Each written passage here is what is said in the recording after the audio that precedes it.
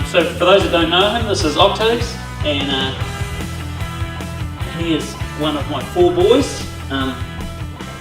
We have quite a lot in common. Not exactly our looks; we're not quite matching, but we're sort of like my T-shirt that I bought in 21. See, black and white. Oh, yeah. That's us right there. See, there you go.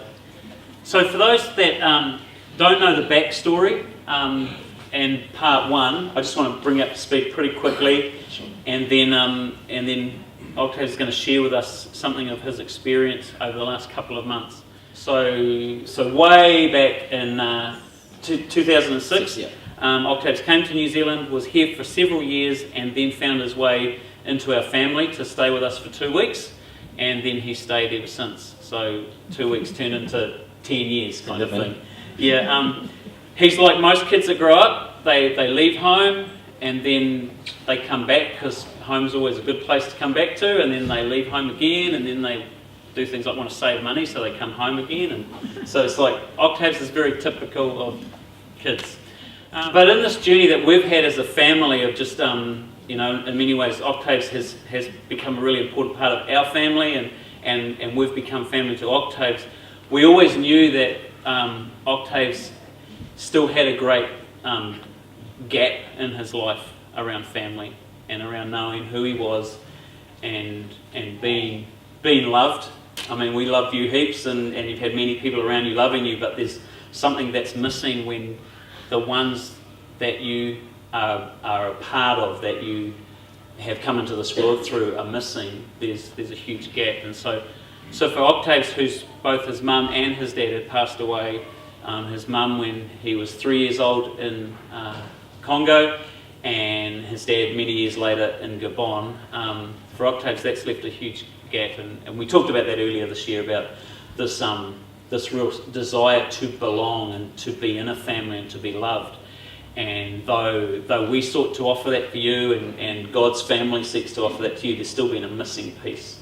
And so we want to share with you what happened, I guess, when we left here and went to try and find the missing piece. And so last time around when we shared the story, we'd updated you that Octaves had made contact with his mum's family, and so this whole journey was really quite focused around discovering your mum's family. Yeah. So how many years had it been since you'd had connection with your mum's family?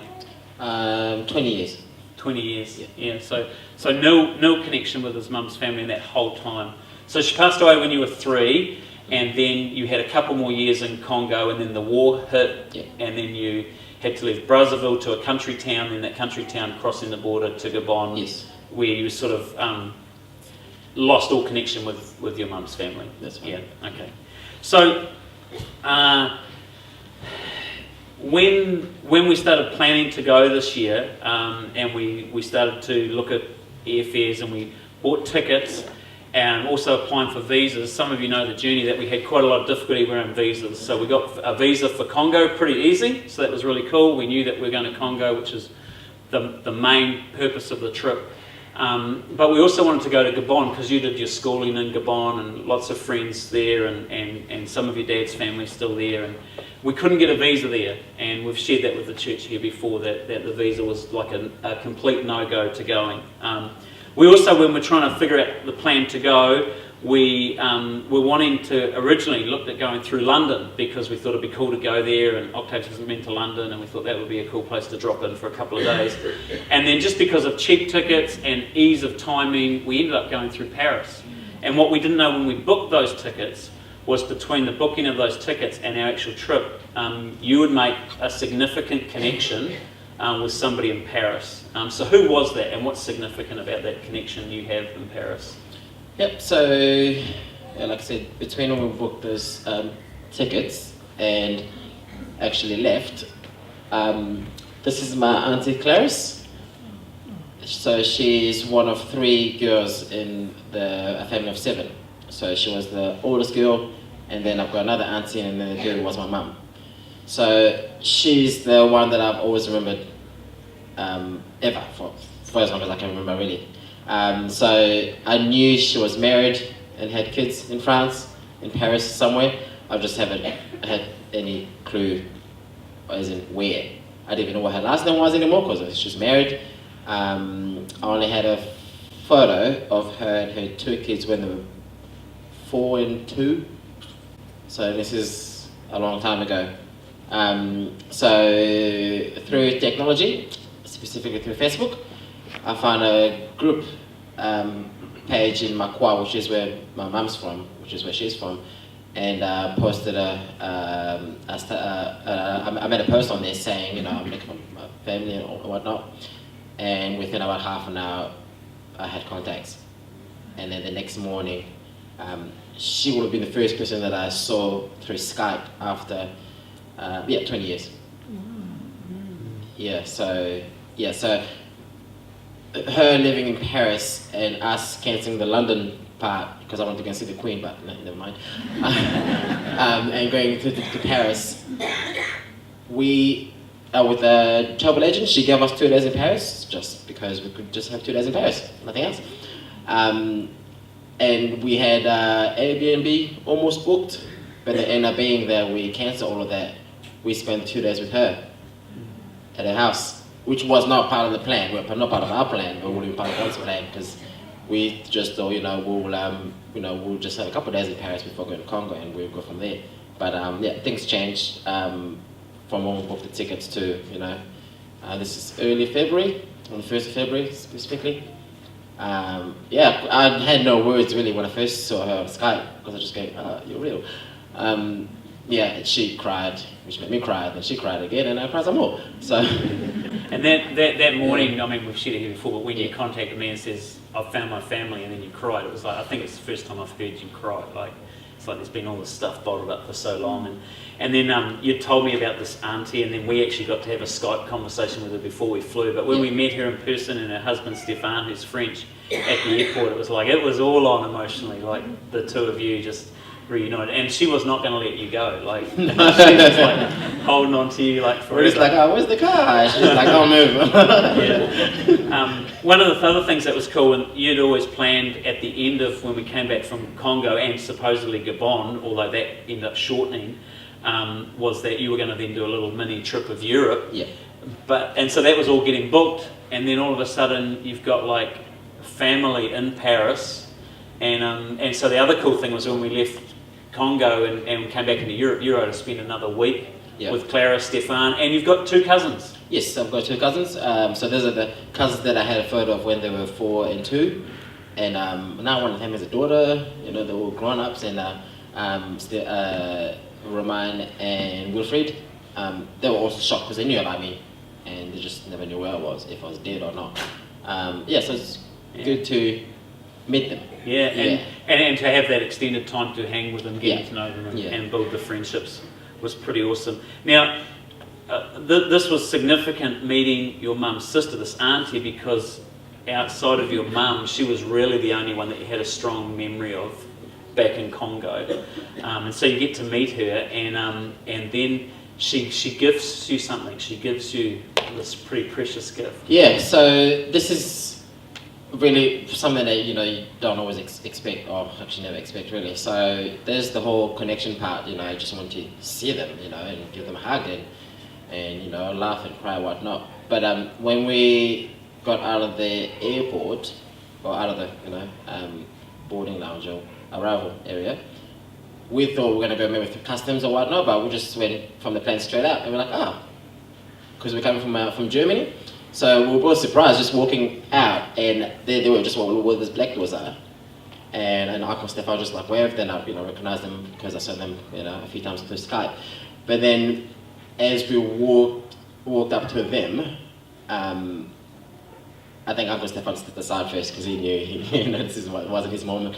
So she walked up to me, but before giving me a hug, before even touching me, she gives me this. So this used to belong to my mum. So,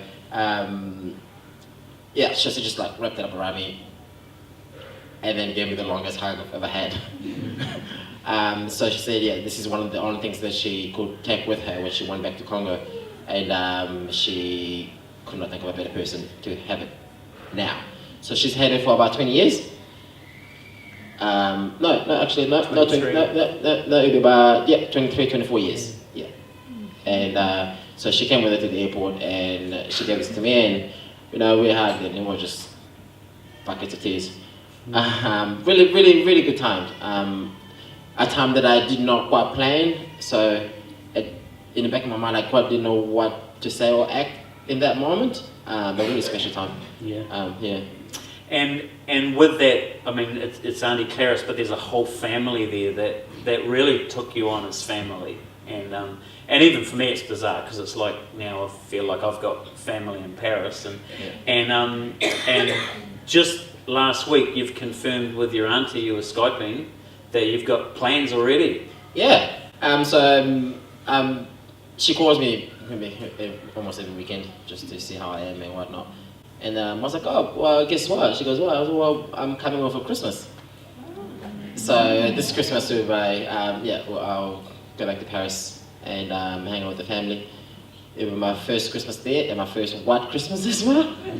So I've never had to wear jackets in summer, but so she's really excited. She's like, oh, I'll clean the house. I'm like, it's 6 months away. You don't need to do that right now. But she's really excited, even when I call people in Congo, they're like, oh, so we hear you're going to Christmas, to Paris for Christmas. I'm like, oh, I only told her that yesterday. So she's really looking forward to that, and I guess it's a carry on, of the time that I spent with her, and she's a very special lady. So, she's just really lovely, and we had chats for hours. One of the nights when I came back from Congo, and when you went to Canada, we went to bed like 3 o'clock one of the nights because we were just in the kitchen. So we made dinner and did the dishes, and she just had a chat with her for about 3 hours straight, and that wasn't even enough. So obviously 20 years of catch up can't really squeeze into 3 hours, but there's more. So very special lady. So we could have almost just got back on the plane, come home, and you would have actually felt like you belonged somewhere, even just in Paris. Yeah. But obviously there was more to come, Yeah. and some really significant things. So we flew down into Congo to Brazzaville, had all sorts of exciting experiences with customs and visas, and when you've got a visa doesn't mean you've got a visa, but we got there and they let us in. And we journeyed from Brazzaville, the capital, up north into Macquarie. It's about a 6-hour drive. That takes 12 hours when the bus breaks down. And we got to Macquarie, and you have another auntie there, Auntie Eliane, and another Uncle Alexi, and more cousins, which is cool. So you just kept on meeting cousins all over the place. And one of the funny things is that his auntie Eliane would wander him around, and she'd keep introducing him to people, and everybody expects Octaves to remember them. And he was 2 last time he was in the village. So like, do you remember me? I'm like, it was pretty interesting. Well, just flick to that next picture, thanks, Jordan. So after we'd been there, I think it was a day and a half, we went on this big walk to have a look at your mum's hometown. So we were staying in your actual mum's house, the same house that your mum grew up in, and we're getting to stay there with your auntie, and then we do this big long walk around the town. 9 k's of walking. Yeah, and we landed at this place here, which is actually at a Catholic church where you were christened, and I found out he's Catholic. Was. So later on the trip, we ended up in Europe, and there was this Catholic event happening at this Good Friday thing, and I was just like, Octaves, tell me what's going on here. He's like, I don't know. I'm going, you're a Catholic, man. You can tell me what's happening. But, and that was the church where your mum used to sing choir. Yeah. But tell us about this place. Like, what's significant about where you're standing here? Because this is a big deal. Yeah, very big deal actually. So this place right here is just like it's just right next to the church building, literally 5 steps. And I stood in that very same spot back when I was about, I don't know, 1, 2, I cannot remember. So that's me and my mum right there on that very same spot, except that this time I'm by myself. But that's the photo that I shared on Facebook, on that post earlier this year, and some people recognize the place, like, oh, we know where that is, and and whatnot. But what's more significant about this for me is, you may have known about someone, you might have something about, that used to belong to them, But I think for me it's special that I stood where she stood, so I can have both photos and go, you know, like I was there, and then I came back to the very same spot again. Yeah, so on the day this photo was actually taken, which is the 2nd of April, and this was not planned, I actually forgot, to be honest. I had too much going on at that time, as you can imagine. Yeah, so we did that, and then we went back home, and I had my dad up. And the funny thing is, we had outside the house was this massive tree. If you stand next to it, it's the only place you have reception. It's a tree. There's nothing, no wires, nothing. But if you're in the house, there's no reception. If you go next to that tree, you've got Wi-Fi. Don't ask me how. So I went out to the Wi-Fi tree, because we call it Wi-Fi tree. So and you know, go onto Facebook, and by the time I was really exhausted. It was 29 degrees, 30 degrees, walking 9Ks. I was really tired. So I'm thinking to Facebook, and those memories that come back on Facebook. You posted this 3 years ago. So on this day where I'm standing by myself, it was actually my mum's birthday that I'd shared on Facebook 3 years ago. So the notification came up, I went, it's actually today. And we actually got to stand where I once stood with her. But I went back there just on a more special day.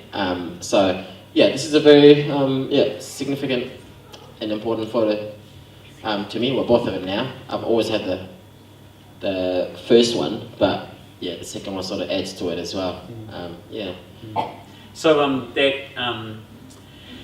you can just stand where your mum stood, and then that was sort of it for that day, because we were taking things at a slow pace because there was a lot to take in, and so the next day, your uncle and aunt, with you, decided this was the day to go and see where your mum was buried. And so we went again on a long walk, because you walk everywhere in the heat, and we arrived at the cemetery, and we got to go to where your mum was buried, like 24 years ago. So this is where your mum's buried. Tell us about this moment for you.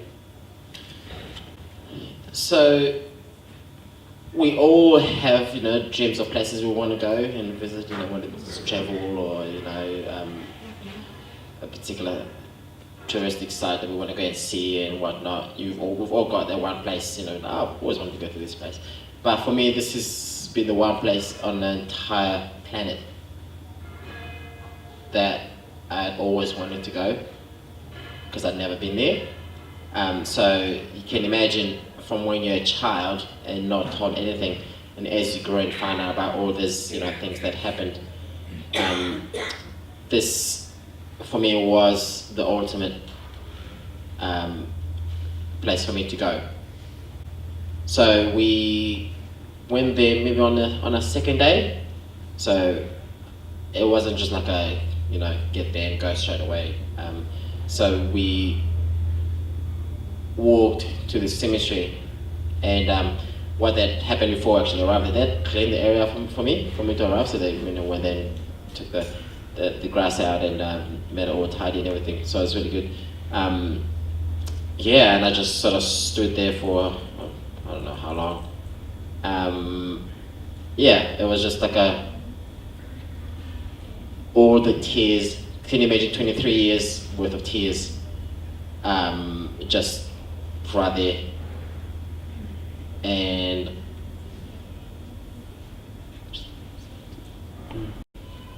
it wasn't more about even saying anything, but it was just more about just the moment, just standing there and actually just touching the grave and saying, well, this is the person here is the reason why I'm here. The person in that grave is actually the reason for me being here. And at least showing up to the grave would be maybe the least thing I can do for her now. But yeah, so for me, this photo here, so this is my auntie Lan, who is in Makwa. She lives in a family home. So she was the second of three girls. So it was Auntie Clarice, you saw before, and then it was her, and then it was my mum. So, and before that, there was four boys. Two have also gone. One is in Makwa with her, and the other one also lives in Paris. He's a priest. Again, come the Catholic thing. So she took us there, and afterwards she gave me a really big, chat, saying you've come here, you've done what you need to do. Now I just want you to go back and open your heart and not so much let go but have a closure, is what she said not long after this photo was actually taken. So was it, because it was interesting you were saying about that up until that moment all there was sort of like grief of the loss of your mum, and in reality Octaves didn't actually know whether his mum had died or not. He's just been told that she's died. There's no connection, there's no evidence, in the sense he's so removed from his mum's family that he had no connection to know when she died, how she died, only what he's been told from his dad's side. And even the fact that you weren't in Macquarie when your mum died, you were in Brazzaville and had never been back there, so you'd never been there when she died and when she was buried. And so to actually go there and to have, to find out this is what happened, and to be told the story of what happened, and to be in the place, there was like coming to an end, all this grief. And then you've talked about how that then you discovered through the stories that they're telling you, rather than this is your mum who died, this is who my mum was, and that's become important to you. Yeah, very important. So, from when this photo was taken, there was really good times. Like there was, we had an amazing time. Cam was eating all the African food, and because that wasn't the Burger King or anything like that over there. So everything was amazing. So we did that, and we went back to the house, and Auntie Eliane here will, tell me about how she was. And when I went back to Paris, Auntie Clarice, who talks more than Auntie Eliane, will literally tell me everything about, what she used to do. And, she's always about, putting her makeup on and can't leave the house without looking good.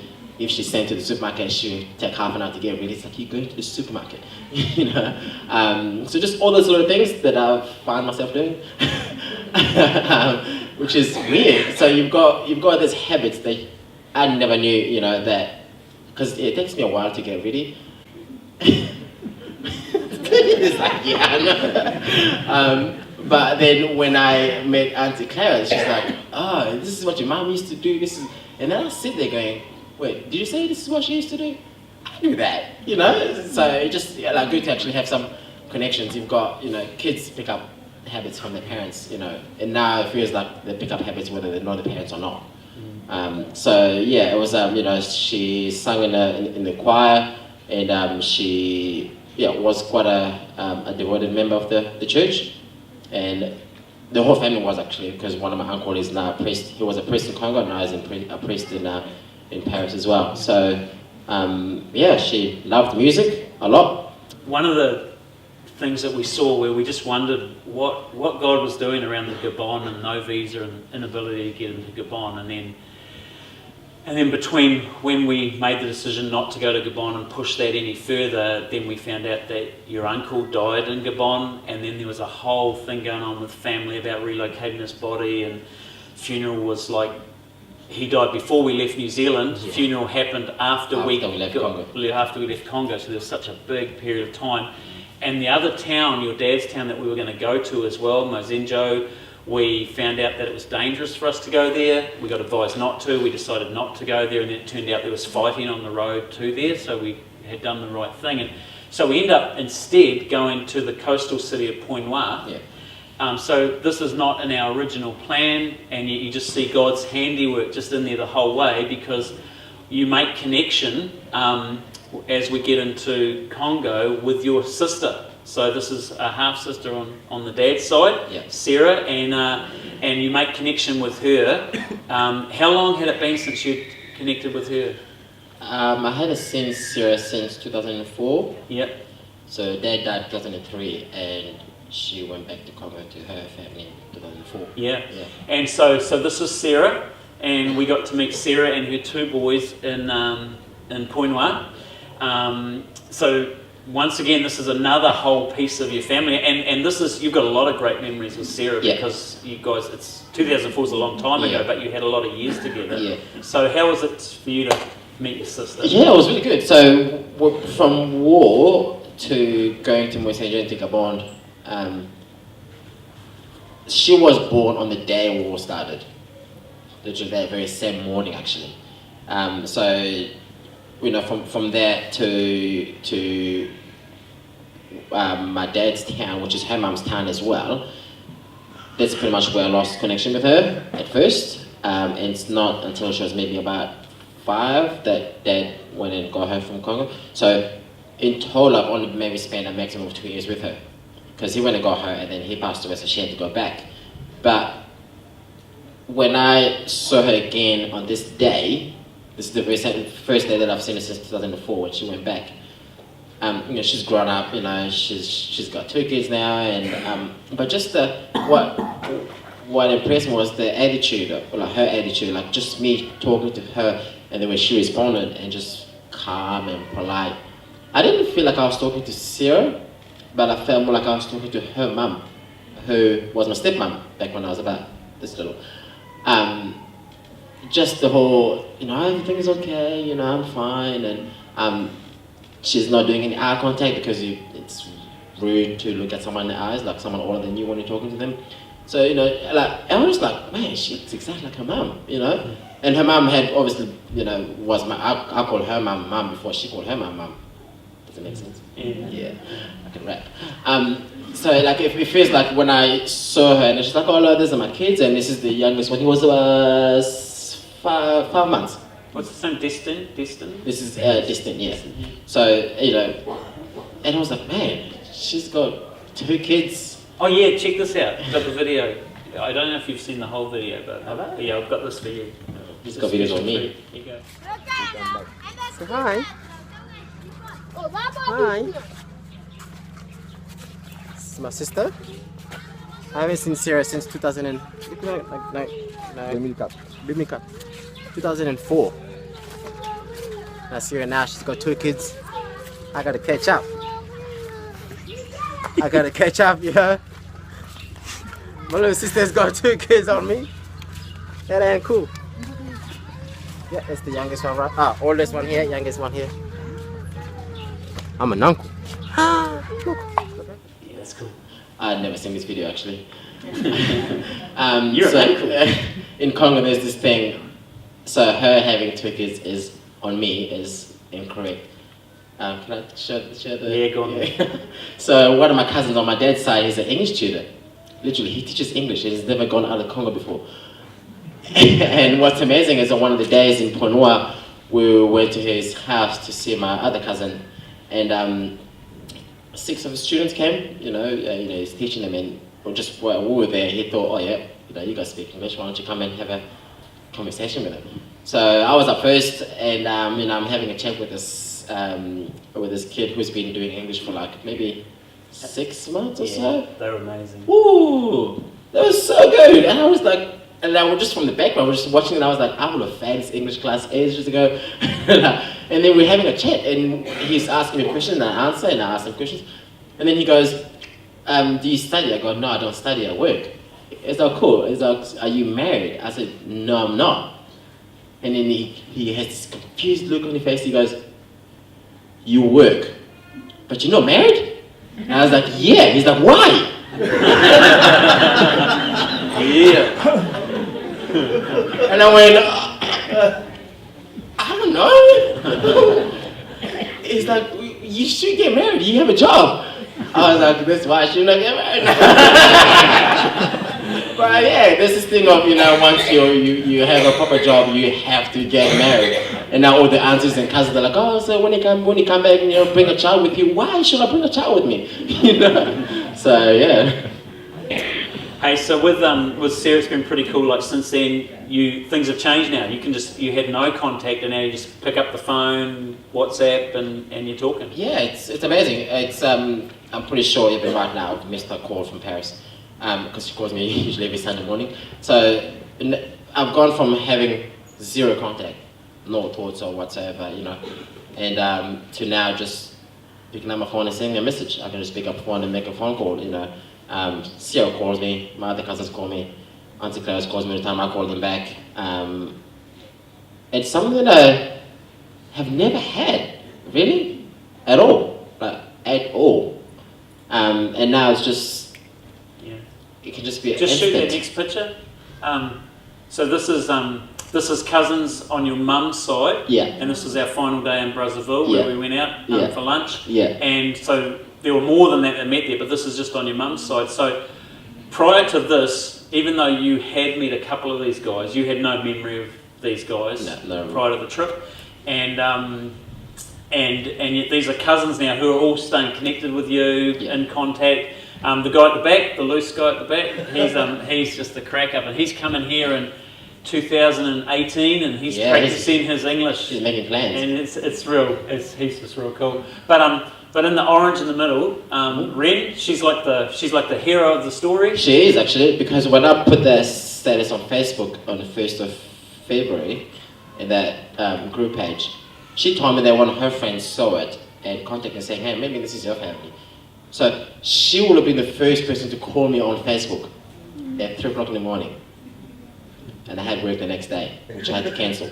Literally, I texted my mum on my work, I said, I'm not coming today. This is important. So she's the first family member that I ever spoke to since 1997. So she calls me and I'm half asleep, it's 3 o'clock. And she just goes, we've been looking for you, and as she said, I'll wake up. And so she, like I said, she's the hero of the story. Yeah, and they all introduced her as that. And the cool thing with Ren is that in those comments to you, we've been looking for you, was that fact that you've been looking for your family, but as we got there, the thing your cousins all keep saying is that you're like the missing piece. They all know each other. All the cousins know each other. About 30 of us. There's connection between all of them, and there's only been one cousin who's been out of the loop, which is you. And then suddenly now you find yourself a part of this family. Yeah, they all know who I am. So Ren is 20, so she doesn't know me at all. No, I've never met her. And the one just right in front of me is, she's the youngest of all the cousins. She's 17, and she took us to Makwa, so it was me, Campbell, and her. Everyone is there, so this is not even 1/4 of all of us. So there was 7 children. I found out one of my uncles had 12 kids. Very busy man. The guy in the back there with his hands in the air, he's not praying, he's drunk. But this is like maybe like 3 or 4 hours before our flight out of Congo. So it was good to hang out with them all. There was no sadness at all, as you can tell. It was just laughters and jokes. They are funny, these guys. And now, they just message me on WhatsApp. The only thing I'm trying to teach them is the time zone thing, which is not working out. So I'm having to go sleep with my Wi-Fi off because I don't want to get woken up. But it's just crazy. They just all message me, and the one with the hat in the background, they messaged me yesterday morning saying, what are you doing today? I was like, I'm just on my way to football. They're like, oh, cool, well, have a good day. Something so small that I've never had. I was just like, he's, a long way away, but he just woke up and thought, I'll message him and see how he's doing today. So very special bunch of people. And I'm hoping to see them again. I'm hoping to go back in a couple of years. Yeah. Hey, we have to wrap it up. We've already gone over, but certainly if you want to know more about Octaves' story, come and see him. Also, the 3 documentary called Both Worlds is meant to be, the series is meant to be starting around the end of July, beginning of August on 3. And the first episode is actually going to be Octaves' story, so there'll be a chance for you to see some of what's been going on in your world.